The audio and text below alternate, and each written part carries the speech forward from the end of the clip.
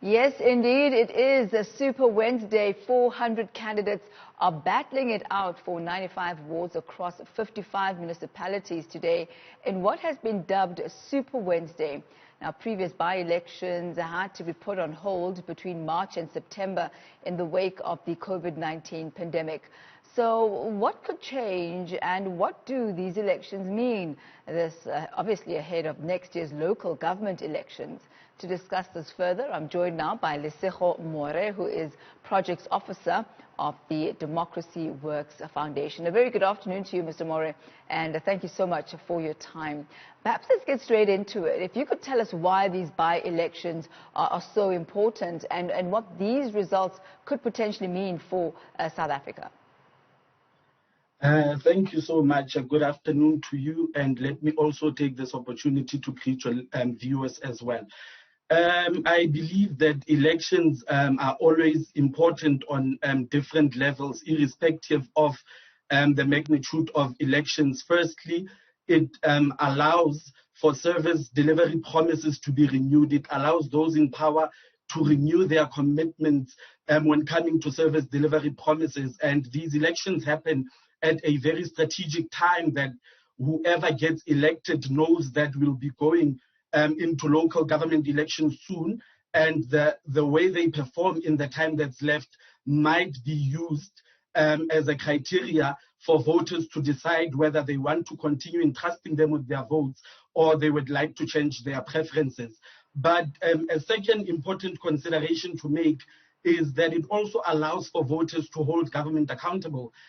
Interesting enough, if you have observed some of the municipalities that have these by-elections taking place, you find in Fuleni, in Sidibeng, which has in recent times been in the news for all the wrong reasons. So this is interesting to see if the voters in those specific wards in Fuleni would hold this municipality accountable for their maladministration that they've been experiencing, and many other municipalities in the country that have been having challenges. It would be interesting to see if in any way they will be holding government accountable, though I do not hold my breath, because when we observe our voting trends in South Africa, the outcome of elections are not always linked with performance indicators of elections. However, they also serve a significance in those. Let me perhaps come in there, because you've mentioned quite a key point, that the outcome of the elections are not necessarily linked to the performance of the elected officials. So what do South Africans consider when making their choice in by-elections? I believe that not only in by-elections, but elections in general, we have what I'd like to call emotive voters, who base their vote based on their loyalties or religious following of their political parties more than whatever is happening. It is not uncommon in South Africa to hear voters say that it is not my political party who's corrupt, it is not my political party who cannot govern, but rather individuals in those political parties. So political parties enjoy a loyal voter base that votes mostly based on emotions, with the exception, of course, of metros, where we could say that we have seen a shift where political parties are rewarded based on performance, but the significant part of South African voters base their decision largely on their ties to their political parties. With that, yes, please go. With that being said, are we likely, do you think, to see any key changes in some of the municipalities? I would not hold my breath, and the reason I say that is that in the previous local government elections, the strongest competitor of the ruling party, which rules in many of these municipalities, was the Democratic Alliance. And I'm of the view that with the things that have been unfolding in the Democratic Alliance, we're having a weaker Democratic Alliance contesting these elections. So I doubt that there would be any significant changes, though if they are, they would be interesting to observe in areas such as Johannesburg City, where you might note that the ANC is ruling by coalition. So if they could win the four local wards that are contested, this might mean that they are able to have the majority that they need to make decisions in council, which has been a hindrance because of the coalition nature of government in Johannesburg. You spoke about the DA and the waning appeal that it seems to be having. But as far as the EFF is concerned, which wards do you think they're likely to bag? The EFF has interestingly showed, or proven rather, to be very strong in the Northwest area. I suspect that their performance can continue to improve in that area, specifically in the wards that are contested in Rustenburg as well.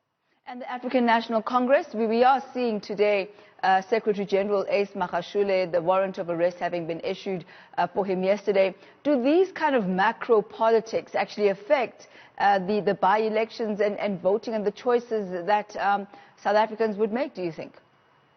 Not at a significant enough level. Yes, there are those voters that keep up with what is happening in political life. They might influence a certain percentage of voters, but I think they are not significant enough to see a major shift in power. What could lead to a major shift in power is if society could collectively get to a point now where they feel that they want to vote based on analyzing political events and not so much on emotions. And by the way things look, it does not seem as though, even with what is happening in the African National Congress, there'll be a major shift of power. I mean, in the previous administration, many had predicted that the African National Congress will lose major support, and I don't think that they had lost major support, which proves what I'm communicating across to you. You talk about the importance of emotions and how South Africans usually base their choices on emotions. Even though there may not have been great moves in the various political parties, I believe there have been moves emotionally within all of the parties. If we look at the Democratic Alliance, there's been an exodus of black leaders. They've been accused of purging them out, of not being pro-black and trying to lean more towards the Freedom Front Plus. If you look at the EFF, there have been issues of the EFF standing up against racism and standing up for the rights of black people and those who find themselves marginalized. If you look at the African National Congress, sentiments of corruption not being dealt with adequately within the party, all those emotive means, do you think that any of these would in any way affect next year's by-elections? Definitely. Next year's local government elections. I do think that we will see slight adjustments, especially in what were previous strongholds of the Democratic Alliance, for example, where there is disunity in that party. And this will, I believe that this will also translate into the black voters of the party withholding their votes from the Democratic Alliance because of what has been unfolding. On the side of the African National Congress as well, it's a double-edged sword, because one could say that they are not dealing decisively enough with corruption, but one could also look at it from the view that for the very first time in a long time, we have a government that's been seen to want to deal with corruption, that's exposing the corrupt and wanting to deassociate themselves with the corrupt. And looking at the economic freedom fighters as well, one would say that they have been loyal to their funding policies that seek to protect what they call the oppressed black majority and stand up against what they call white supremacy. So this will certainly, I think, have an influence on voters, a certain percentage of voters, though I still maintain that is not significant enough to see major changes. And what can governments that take over after a by-election, how much influence can they actually have? How much change are they actually able to effect? Unfortunately, there is not too much room to maneuver, considering the period and time that we are in, and that we're going towards local government elections next year.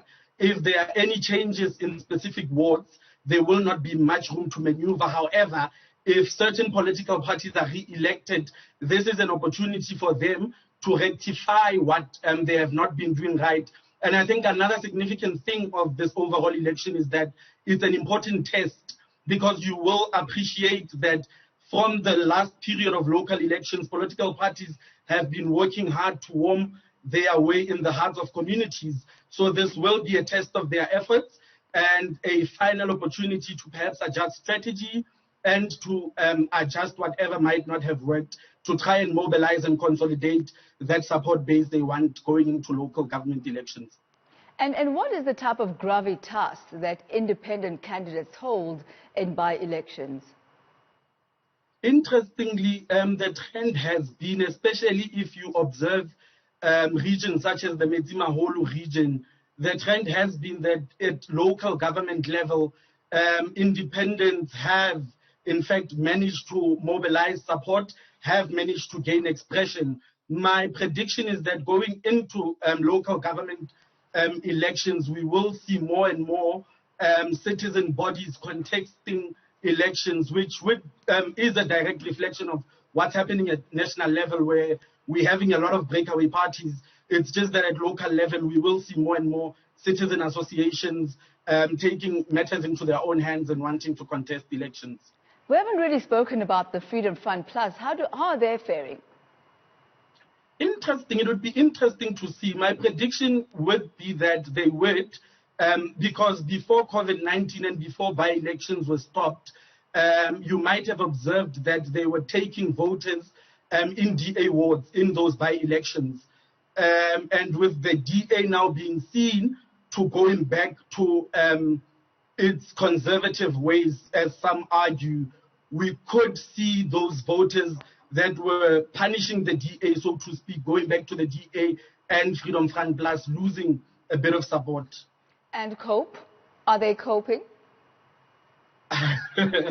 Not under these conditions. Look, I don't think that there will be any significant growth as far as COPE is concerned. They could maintain hold in one or two wards that they are strong, but going into the next local elections, we might see COPE being weaker and weaker. There have been thoughts and suggestions of merging elections together, the local government elections as well as by-elections, and having them all merged into one. What are your sentiments regarding that, the advantages and disadvantages either way? Look, the advantages, to be more direct, would be economic advantages. But on a political level, I think the advantages would be not constantly being a country that is in election mode, because you might acknowledge that every 2 years the country goes into election, and I would say that to a certain extent this does affect those who are elected in power, their ability to implement their plans in governance. So it would create more stability. And from an economic point of view as well, it makes sense. The disadvantage then would be there would be longer periods to hold government accountable and to obviously have that opportunity to replace government for their wrongdoing or reward them for doing well. So it might affect accountability, but in terms of continuity and policy implementation, they could be a good, they could be a smoother process as far as that is concerned.